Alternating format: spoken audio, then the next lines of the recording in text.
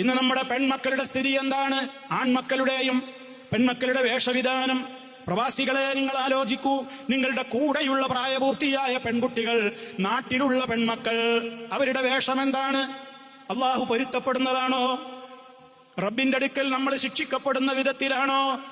നമ്മുടെ റിയാല് അയച്ചു കൊടുത്തുകൊണ്ട് അവർ വസ്ത്രം തയ്പ്പിക്കുന്നത് എപ്രകാരമാണ്? അവർ ഇറുകിയ പാന്റ് ധരിക്കുകയാണ്, അതുപോലെ തന്നെ അവർ ടീഷർട്ട് ധരിക്കുന്നു. പേരിന് വേണമെങ്കിൽ ഒരു മഫ്ത ഇങ്ങനെ വെറുതെ കുത്തിയിട്ടുണ്ട്.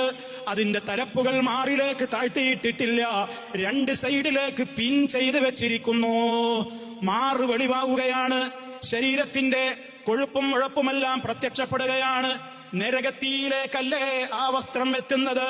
സ്വർഗത്തിന്റെ മണം പോലും ആസ്വദിക്കാനാവില്ലെന്നല്ലേ മുത്ത് മുസ്തഫ പറഞ്ഞത്? നിങ്ങൾ ഉത്തരവാദികളാവില്ലേ? പരലോക കോടതിയിൽ നിങ്ങളയച്ച കാശ് വാങ്ങിക്കൊണ്ടാണ് അവർ ടെക്സ്റ്റൈൽസുകളിൽ പോയിട്ട് അധുനാധുന മോഡലുകൾ എന്ന് പറഞ്ഞ് ഇബ്ലീസിനെ ചിരിപ്പിക്കുന്ന, റഹ്മാനായ റബ്ബിനെ വെറുപ്പിക്കുന്ന മോഡലുകളിൽ അവർ വേഷം ധരിച്ച് പുറത്തേക്കിറങ്ങിയത്. ആരാ കുറ്റക്കാർ? രക്ഷപ്പെടാൻ പറ്റുമോ? അന്വേഷിക്കണ്ടേ?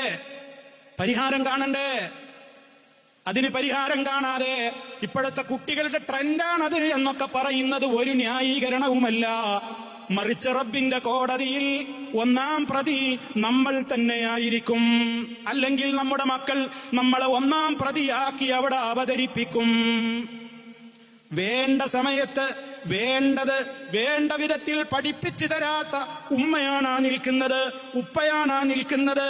ഇരട്ടി ശിക്ഷ നീ അവർക്ക് കൊടുക്കണേ അല്ലാ എന്ന് നമ്മുടെ പൊന്നുമോള്, നമ്മുടെ പൊന്നുമോന് റബ്ബിന്റെ കോടതിയിൽ പറയുന്നത് നമുക്ക് സഹിക്കാനാകുന്നത് പോയിട്ട് ചിന്തിക്കാനെങ്കിലുമാകുമോ?